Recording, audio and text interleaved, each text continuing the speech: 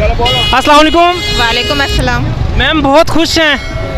जाहिर है खुशी की तो बात है कि हमारी इतनी हम बहनों की माओं की दुआओं के बाद हमने आज ये दिन देखा है, तो खुशी की तो बात बनती है ना। तो मैम कोई पैगाम देना चाहें आप इमरान खान साहब को? अल्लाह ताला इमरान खान को उनको सेहत दे और पाकिस्तान को तरक्की दे।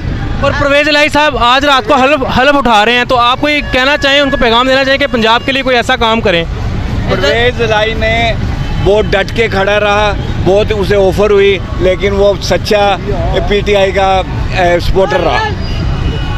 इमरान खान के लिए जी हाँ, इमरान खान के लिए क्या हम लोगों की बहुत सारी लोगों की आपसे बहुत सारी उम्मीदें वाबस्ता हैं और हम अब चाहते हैं कि हम आपके पाकिस्तान की नुमाइंदगी करते हुए आप हमारे मुल्क को वहाँ तक पहुँचाएं जहाँ तक हम उसे देखना चाहते हैं ना। इमरान खान जिंदाबाद। Thank you ma'am.